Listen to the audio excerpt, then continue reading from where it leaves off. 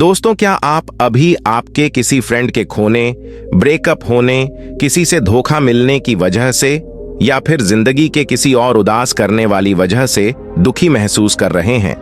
आपको आखिर ऐसा क्यों महसूस हो रहा है, इसके कोई मायने नहीं है और उसके प्रभाव की परवाह किए बिना आपके लिए यह समझना जरूरी है कि दर्द भी जिंदगी का एक हिस्सा ही है। अच्छी बात यह है कि ज्यादातर दर्द भरी भावनाएं समय के साथ बेहतर होते जाती हैं। उसके बीच के समय में आप बेहतर महसूस करने के लिए आपकी जिंदगी में कुछ पॉजिटिव बदलाव ला सकते हैं और दर्द भरे पल के बाद आगे बढ़ना शुरू कर सकते हैं। दोस्तों, आज की गौतम बुद्ध की कहानी में हम इसी बारे में बात करने वाले हैं कि जब मन दुखी हो, कुछ समझ ना आए तो क्या करना चाहिए। तो चलिए कहानी शुरू करते हैं। पतचरा श्रावस्ती के नगर सेठ की पुत्री थी। किशोर वय होने पर वह अपने घरेलू नौकर के प्रेम में पड़ गई। जब उसके माता पिता उसके विवाह के लिए उपयुक्त वर खोज रहे थे, तब वह नौकर के साथ भाग गई। दोनों अपरिपक्व पति पत्नी एक छोटे से नगर में जा बसे। कुछ समय बाद पतचरा गर्भवती हो गई। स्वयं को अकेले पाकर उसका दिल घबराने लगा और उसने पति से कहा, हम यहाँ अकेले रह रहे हैं, मैं गर्भवती हूं और मुझे किसी की सहायता की आवश्यकता है। यदि आप आज्ञा दें तो मैं अपने माता पिता के घर चली जाऊं। पति पतचरा को उसके मायके नहीं भेजना चाहता था, इसलिए उसने कोई बहाना बनाकर उसका जाना स्थगित कर दिया। लेकिन पतचरा के मन में माता पिता के घर जाने की बड़ी इच्छा हो रही थी। एक दिन जब उसका पति काम पर गया हुआ था, तब उसने पड़ोसी से कहा, आप मेरे स्वामी को बता देना कि मैं कुछ समय के लिए अपने माता पिता के घर जा रही हूं। जब पति को इसका पता चला तो उसे बहुत बुरा लगा। उसे अपने ऊपर ग्लानि भी हुई कि उसके कारण ही इस कुलीन कन्या की इतनी दुर्गति हो रही है। वह उसे ढूंढने के लिए उसी मार्ग पर चल दिया। रास्ते में पतचरा उसे मिल गई। पति ने उसे समझा बुझाकर घर वापस ले आया। समय पर पतचरा को प्रसव हुआ। सभी सुखपूर्वक रहने लगे। पतचरा जब दूसरी बार गर्भवती हुई, तब पति स्वयं उसे उसके माता पिता के घर ले जाने के लिए तैयार हो गया। मार्ग में जोरों की आंधी वर्षा होने लगी। पतचरा ने पति से कहा कि वह किसी सुरक्षित स्थान की खोज करे। पति झाड़ियों से होकर गुजर रहा था, तभी उसे एक विषधर सांप ने काट लिया और वह तत्क्षण मृत्यु को प्राप्त हो गया। पतचरा अपने पति की प्रतीक्षा करती रही और ऐसे में ही उसे प्रसव हो गया। थोड़ी शक्ति जुटाकर उसने दोनों बच्चों को साथ लिया और पति को खोजने निकल पड़ी। जब उसे पति मृत मिला तो वह फूट फूट कर रोने लगी। हाय, मेरे कारण ही मेरे पति की मृत्यु हो गई। अब अपने माता पिता के सिवा उसका कोई नहीं था। वह उनके नगर की ओर बढ़ चली। रास्ते में नदी पड़ती थी। उसने देखा कि दोनों बच्चों को साथ लेकर नदी पार करना कठिन था, इसलिए बड़े बच्चे को उसने एक किनारे पर बिठा दिया और दूसरे को छाती से चिपकाकर दूसरे किनारे को बढ़ चली। वहां पहुंचकर उसने छोटे बच्चे को कपड़े में लपेटकर झाड़ियों में रख दिया और बड़े बच्चे को लेने के लिए वापस नदी में उतर गई।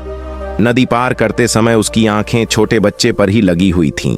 उसने देखा कि एक बड़ा गिद्ध बच्चे पर झपट कर उसे ले जाने की चेष्टा कर रहा है। वह चीखी चिल्लाई, लेकिन कुछ नहीं हुआ। दूसरे किनारे पर बैठे बच्चे ने जब अपनी मां की चीख पुकार सुनी तो उसे लगा कि मां उसे बुला रही है। वह झटपट पानी में उतर गया और तेज बहाव में बह गया। छोटे बच्चे को गिद्ध ले उठा लिया और बड़ा नदी में बह गया। उसका छोटा सा परिवार पूरा नष्ट हो गया। वह विलाप करती हुई अपने पिता के घर को चल दी। रास्ते में उसे अपने नगर का एक यात्री मिल गया, जिसने उसे बताया कि नगर सेठ का परिवार अर्थात उसके माता पिता और सभी भाई बहन कुछ समय पहले घर में आग लग जाने के कारण मर गए। यह सुनते ही पतचरा पर दुखों का पहाड़ टूट पड़ा। उसे तन मन की कोई सुध न रही। वह पागल होकर निर्वस्त्र घूमने लगी। उसके मुख से ये ही शब्द निकलते रहे, पति मर गया, बड़ा बेटा डूब गया, छोटे बेटे को गिद्ध खा गया, माता पिता और भाई बहनों को चिता भी नसीब नहीं हुई। ऐसे ही विलाप करती निर्वस्त्र घूमती फिरती पतचरा को सभी अपमानित और लांछित करके यहां से वहां भगा देते थे। जेतवन में गौतम बुद्ध धर्मोपदेश दे रहे थे। पतचरा अनायास ही वहां आ गई। उपस्थितों ने कहा, अरे ये तो पागल है, इसे यहां से भगाओ। बुद्ध ने उन्हें रोकते हुए कहा, इसे मत रोको, मेरे पास आने दो।